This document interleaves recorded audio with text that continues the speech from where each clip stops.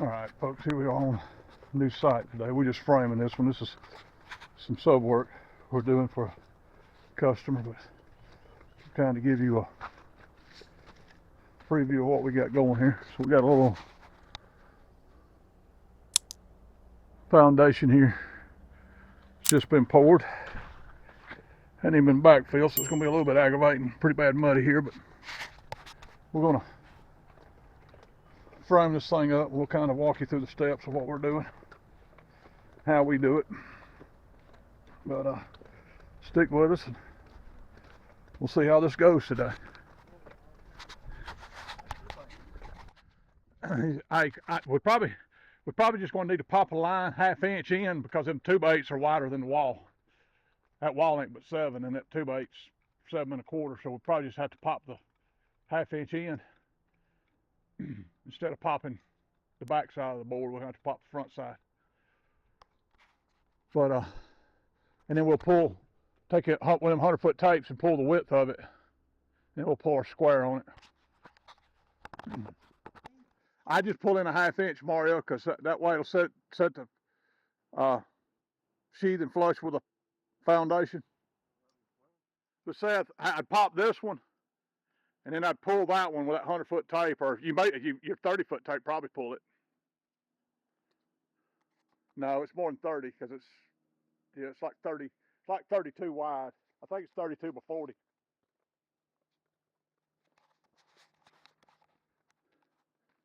Anyway, we'll get a camera set up here.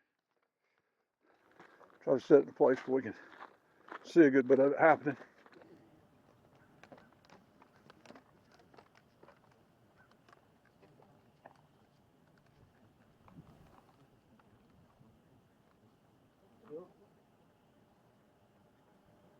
Let him hold it.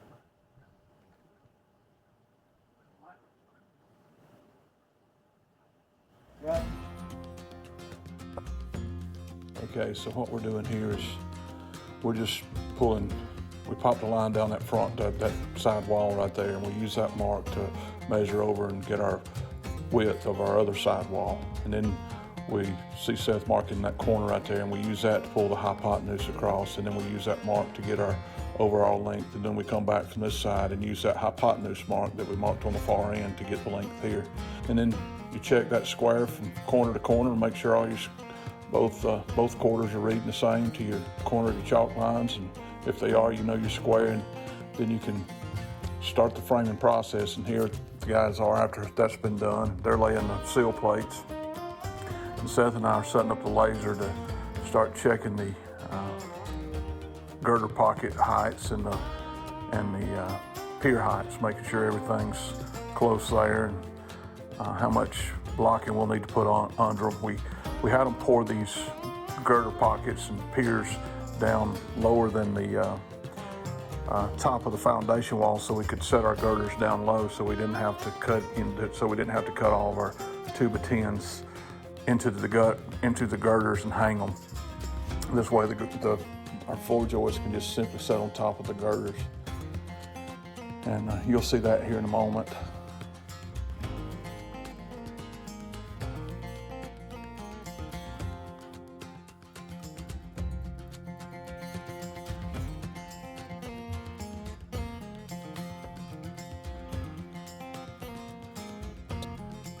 There we are, putting that blocking in, raising that girder height up flush with the top of the seal plate.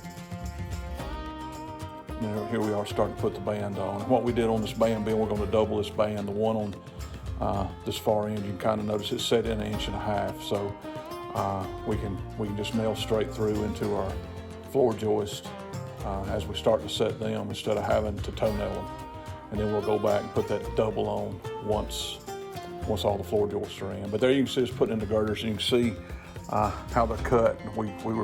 This foundation is about 40 foot long, so we were able to get 20-foot 2x10s for this girder, and we just cut the first one to break on the 20-foot, and then we cut one back 10 foot to break on that very first pier, and then just cut another 20 to finish out, and then of course, just so all our joints are staggered. But here you can see with all the floor joists in, for some reason we failed to to get that filmed. I think a camera might have went dead, but all we did was we were able not to even have to cut a single joist. We were able just to tote them in there and roll them up, nail them in place. And that's the advantage of having those girders set below the floor system instead of up even flush with the floor system where you'd have to cut every floor joist. It's just a real time-saving process. And also, you'll notice here we're using a foam glue.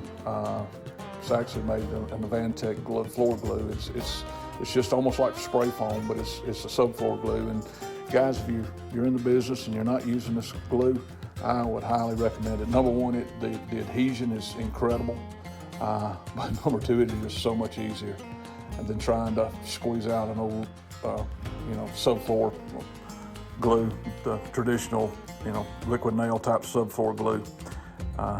It's just 1,000 times faster. And like I said, the adhesion I think is much better. And here you can see us going back and putting in bridge and block. We're coming right down the center of the foundation and mainly just doing this to keep everything good and straight. There's no, it does add some rigidity to the floor, but these are pretty short spans in this foundation, so really wasn't required, but just a way of holding everything good and straight. And you can see here laying that subfloor, putting down a Vantech, and again, I'll just give a shout out. That's probably the best subfloor that's ever been made. I know they make some other products now that's probably even a higher grade than this normal Vantech, but a Vantech now has probably been around, I'm guessing 30 plus years, and I've never had a problem with any of it. It just stands up to the weather so much better than the old tongue and groove plywood did. It would delaminate. But here you can see what we did is we just let everything run wild. And when we got to the end, we just come back and pop a line and cut all the boards at once. And here you can see us using this 2x4 to pull in the outside band. It had a little bow in it, so we just nailed that to it and used it as leverage to pull that in. And see the guys starting to put material up here, getting ready to start the walls.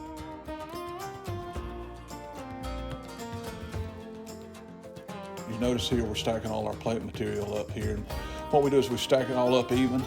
We'll mark our two end plates on quarters, and then we'll just take a chalk line and pop the chalk lines across it. That way we're marking 30, 40 plates at a time instead of just having to individually mark them. So we have all of our plates laid out. All right, that's a wrap on day one. Let's show you what we got done here. Before we take off, we got most of the stuff we're loading back up put in, but you can see all the floors in. We got most of our plates already laid out.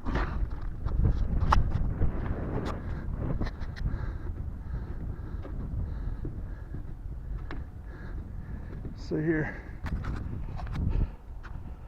all of our plates are laid out, but we should get the walls stood tomorrow.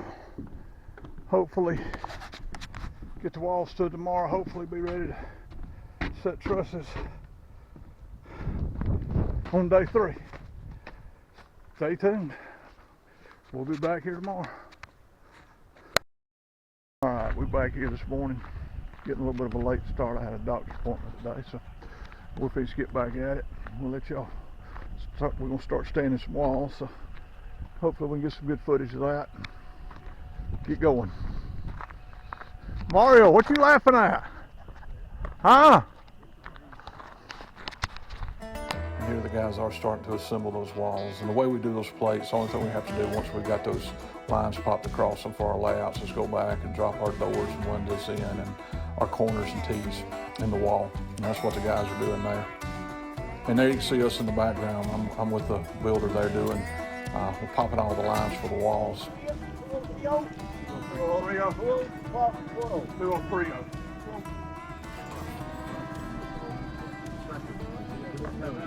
That should have everything for it, everything else.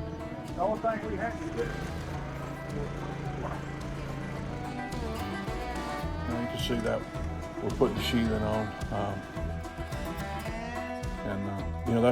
That's the reason you do those layouts. We do those quarter layouts. You know, you got a 4-foot panel, so you want that panel to break center of a stud. And if you pull 16s instead of quarters, what you wind up with is a panel breaking in on the edge of the stud instead of the center of the stud. All right, here we are just back from lunch, get started back. So, try to give you all a little view what the walls are doing.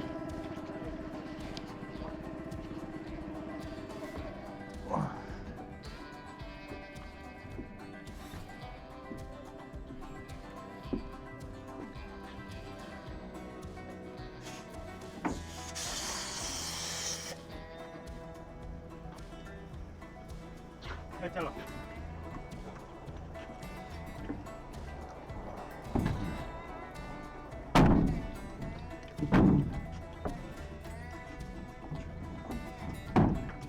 Hey, ¿va a dejar marca por allá?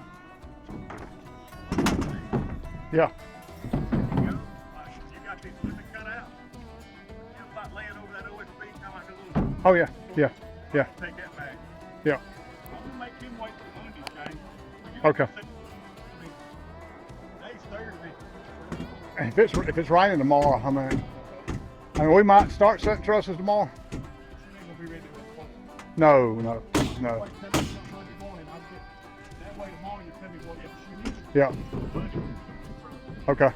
We'll have to come down. Lay over that and see. Yeah, we'll have all these run through here.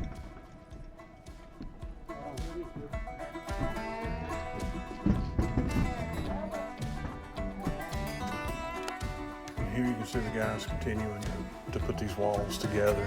You notice that piece of sheathing missing down there on the left-hand side. The reason that was laid off is because it actually laps back 3.5, and if you put it on, you'd have to slide the wall out 3.5. And with all that sheathing and everything on it, it's really hard to move that wall. So we just leave that piece off and put it on after the wall stood. But you can see the weight of that wall, and a couple of guys jumped up there and helped us. That's you know, I've known most of these guys most of my life. The guys that's doing this, the owner, we've been friends probably 35 years, and the builder, I've known him practically all my life. So, you know, they were here helping out at times, and we appreciate their help. The guy that put in the foundation, he's done a lot of foundation work for me over the years, and does a really fantastic job. You see Seth sighting those studs. We always crown our studs, make sure the crowns on our studs are turned in the same direction. And there you can see Seth framing up a window opening, you know, putting in the king studs and the jacks, and you know, when it's a wide opening like that, 2 jacks are required. And you know, if you look there, you can see the header, which is that's that large piece of wood across the top, and that header, we always, on 9-foot walls like this or 10-foot walls, we always put our headers to the top and put our cripples, which are the little blocks underneath the header, and then our seals, which is the 2x4 running left to right across the header. We always put those below the header, and the reason we do that, in case the homeowner decides, hey, I want that window raised up on this 9-foot wall, I think it'll look better for the window to be up higher. It's much easier to tear that out and move that window up than it would be if that header was down and the cripple's sitting on top of it. But here you can see we're sheathing that wall. And another thing we always try to do is we always try to stack everything. In other words, we've got, where we've got a floor joist in the floor, we try to have a stud directly over it. And then, you know, if this were going to be a stick frame roof, we would do the same thing on the rafters. We would stack our rafters, or actually our ceiling joist would stack straight on top of our stud, and then our rafter would nail right beside that. But we do that so you don't have to lay out but once. That's the purpose of that. You try to eliminate as many steps as you can.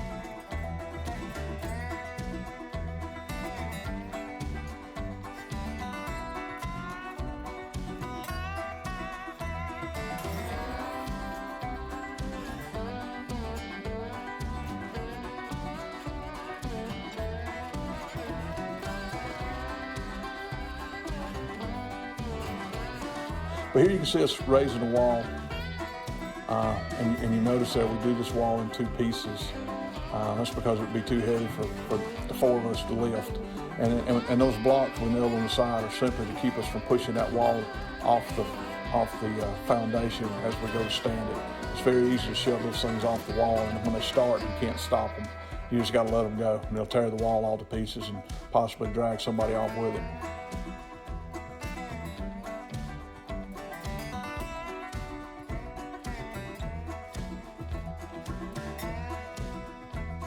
But there you can kind of see what it's like to frame walls.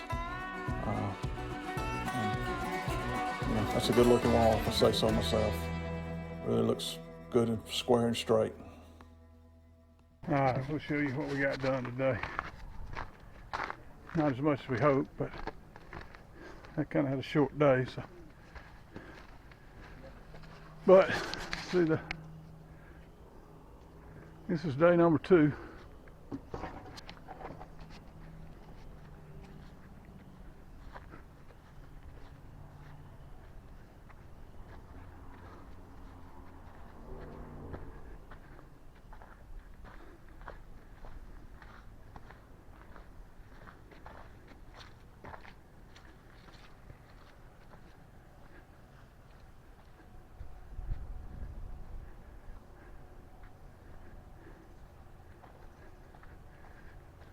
We're going to finish up all the outside walls, but we run out of gas with a compressor, and it's 4 or 5 miles to the gas station over there. And it's almost quitting time already, so by the time we got over and got back, it'd be quitting time. So we just going to call it a day. Get some, come back tomorrow, and finish up all the walls.